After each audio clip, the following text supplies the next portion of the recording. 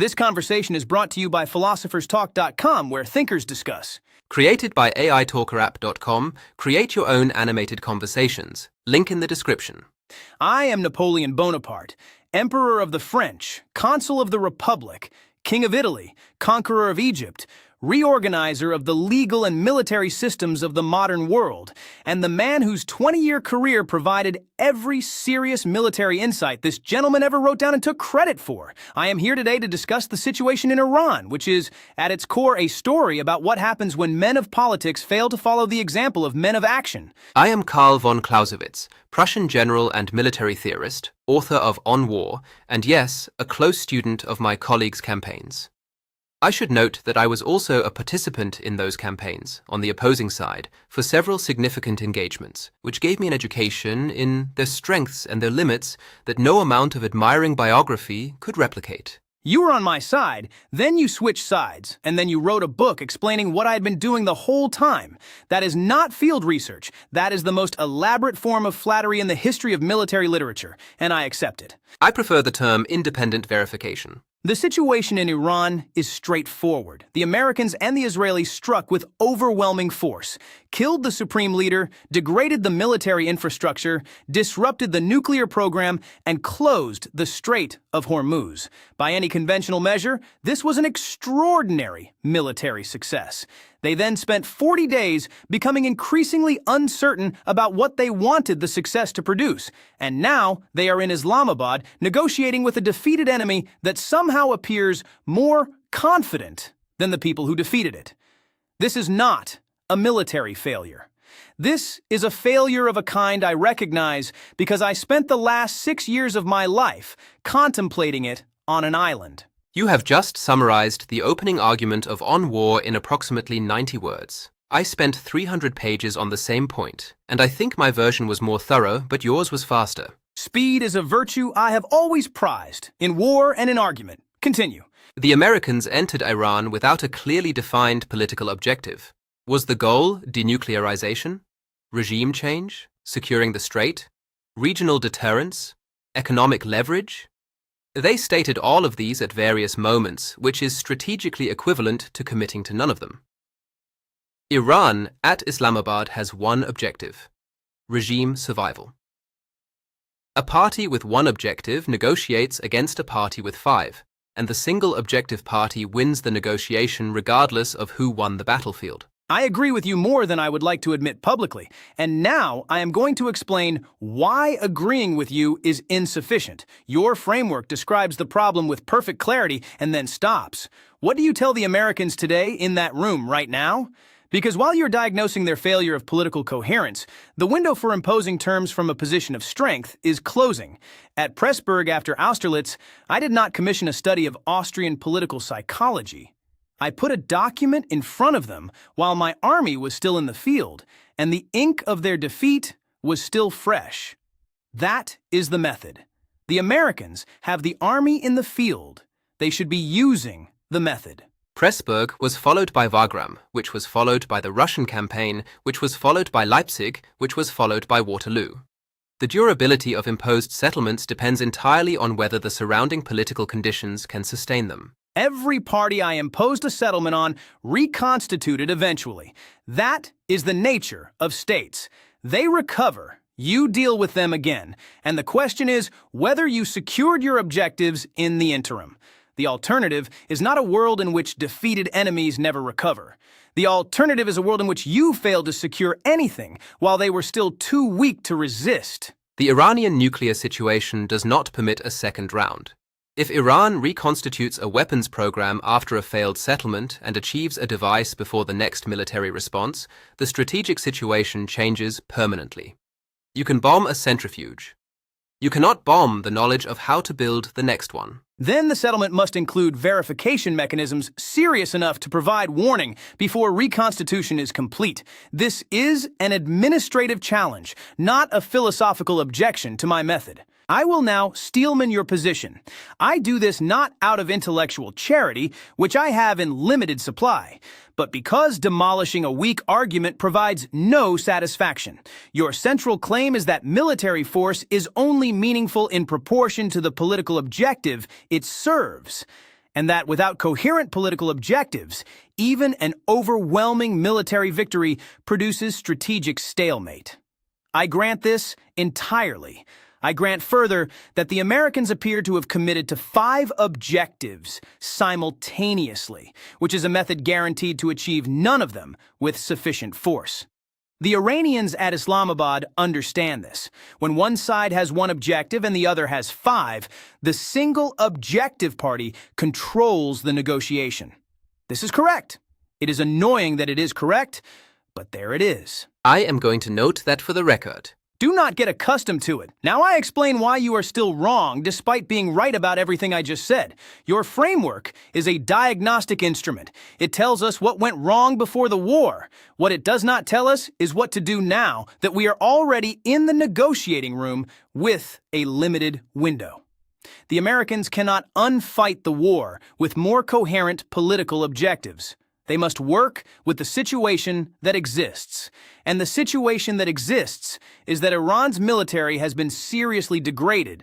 The new supreme leader's position is not yet consolidated, and there is a finite period in which maximum pressure translates directly into maximum concessions. What do you tell them to do with that window? I will steelman your position as well, because intellectual fairness requires it, and not, I want to be clear, because of anything resembling admiration. You are correct that military advantage depreciates rapidly once a ceasefire is in place. You are correct that speed of settlement is a genuine strategic virtue, and that the Congress of Vienna moved quickly precisely because every party understood the window would close. You are correct that the Americans should be converting their military position into specific, non-negotiable demands, rather than engaging in a dialogue that implicitly treats both parties as equals. I grant all of this. You grant me the tactical argument. I grant you the tactical argument. The strategic problem remains. What is the political end state inside Iran? The Americans destroyed a government that was already losing the confidence of its own people. The protests in early 2026 demonstrated the regime's weakened legitimacy.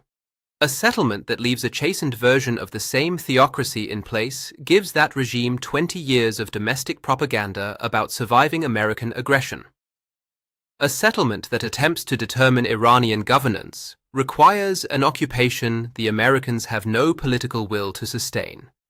Neither outcome is obviously better than what existed before the war. You are identifying a problem with no clean solution and concluding that my messy solution is therefore inadequate. That is a reasonable philosophical position and a completely useless policy recommendation. Spain, I would note, was a misunderstanding. Spain was a 6-year guerrilla war that consumed significant French resources and contributed materially to the collapse of your strategic position in Europe. It was many things. A misunderstanding was not among them. The Spanish failed to appreciate what was being offered. They understood the offer precisely. They refused it. That is different from a misunderstanding. In practice, the result is identical. And I want to note that the observation you just made about the Spanish was actually a fairly good line, and I am going to attempt to improve upon it by pointing out that at least in Spain, I knew what I wanted from the beginning, which was a compliant Western flank, whereas the Americans appear to want everything in Iran and have committed to nothing, which is how you end up in Islamabad describing a 10-point Iranian counterproposal as interesting. That was longer than my line. It was not funnier than my line. Those are not the same quality. In political discourse, longer frequently substitutes for funnier. Look at any peace treaty. The specific recommendation for Islamabad is this. The Americans must remove regime change as a stated or implied objective immediately and explicitly. Iran will not make any durable commitment while regime survival is in question. Once regime change is off the table, formally, Iran has a reason to trade. Verified denuclearization and permanent open shipping in exchange for a settlement that leaves the government intact. That trade is available. The Americans have been preventing it by refusing to close the door on an objective they never had the military capacity to achieve in the first place. You are recommending that the victor formally surrender one of its objectives in exchange for achieving 2 others. I understand the logic. It is the logic of a man who has never actually sat across a negotiating table from a defeated enemy and watched what happens when you concede anything before they have signed anything. Concessions before signature are weakness. Weakness invites renegotiation. I learned this lesson repeatedly, though I admit I learned it primarily from others making the mistake rather than from making it myself. You made this exact mistake in the negotiations that preceded the Russian campaign, where you accepted terms from Alexander that you had no intention of honoring and discovered that Alexander had reached the same conclusion about his own commitments. The problem was not the concessions. The problem was that neither party had clearly defined what a durable settlement actually required, and so both parties signed an agreement they expected to renegotiate through force at the first convenient opportunity. That was a different situation, and I will not have the Russian campaign cited as an example of diplomatic failure when it was primarily a meteorological one. The weather in Russia operates the same way every winter.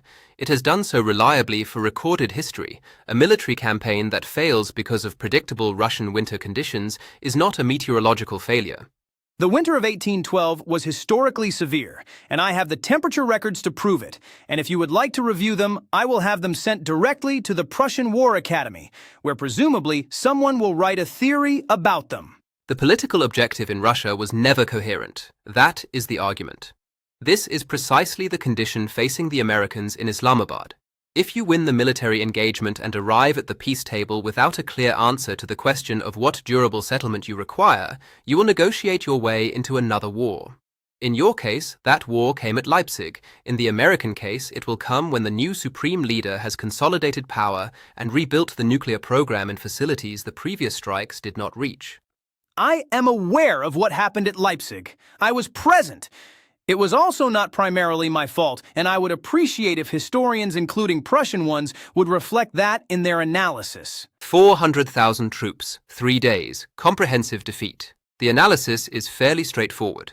The coalition had 300,000 troops, and they needed all of them, and 3 days to beat an army I had assembled after Russia, and they still consider this a significant achievement, which tells you something about the quality of the opposition I was facing for most of my career. It tells me that reconstituting armies from catastrophic defeats and continuing to fight is genuinely impressive. It also tells me that military genius without political coherence eventually runs out of armies to reconstitute, which is the Iran argument. I know it is the Iran argument. I agreed with the Iran argument. I disagreed with the prescription. Those are different things, and I will not have them conflated by a man who switched sides mid-campaign and then wrote a book about the people he switched away from. I switched sides because your political objectives had become incoherent by 1812, and I could see where the trajectory was leading. That is not disloyalty. That is applied theory. It is also treason, and I want that on the record. Waterloo! Cholera! Russia! Prussia! Elba! Unfinished book. Finished war and you lost it. I was winning most of the wars while you were writing theories about the wars. I was winning, and the only reason the book exists is because your wife published it after you died, which is not a publication strategy I would recommend to anyone. My wife edited and published the manuscript with full fidelity to my intentions and considerably more organizational discipline than most publishers would have applied, and I will not have her contribution diminished by a man whose own memoirs were dictated to sympathetic attendants who were not in a position to disagree with them. The memoirs are historically accurate. The memoirs are self-serving. Of course, they are self-serving. The self they serve is the most historically significant self of the 19th century, and I stand by every word. St. Helena. That was unnecessary. It was accurate. It was accurate and unnecessary, and you should know the difference. If you found this debate valuable, and I cannot conceive of a reason why you would not, given that one of the two participants actually won battles against actual armies rather than theorizing about them from a comfortable office in Prussia, please like and subscribe to philosopherstalk.com. I recommend it with the full authority of a man who reorganized the legal and administrative foundations of the modern world, whose code remains in force in more jurisdictions than any military theory ever written by a staff officer who changed sides when things got difficult. Please subscribe and like this channel. I also recommend it with the full authority of a man whose analytical framework is currently in use at every serious military academy in the world, including the French one, which has the distinction of having access to Napoleon's actual methods and still found it necessary to assign my book. Also, please visit aitalkerapp.com, linked in the description, which produced this video and can produce yours. The French military, I would note, has had a complicated relationship with military success in the 2 centuries since my death, and if they are assigning Clausewitz at the Academy, it is because they have run out of victories to study and have settled for studying defeats written up as theory. Subscribe, like. The emperor instructs it, and historically that instruction has been sufficient. With certain notable exceptions I prefer not to revisit in front of an audience. On that final note, I will simply observe that a man who issues commands and then refers obliquely to the occasions when those commands were not followed is demonstrating, perhaps for the final time in this debate, that political objectives must be defined before the campaign begins, and that demanding the outcome is not the same as achieving it. Subscribe. It is a good channel. The debates are instructive, even when one participant mistakes volume for argument. I do not mistake volume for argument. I use volume as argument. There is a distinction, and it produced 20 years of European dominance. Subscribe, like. We are finished here.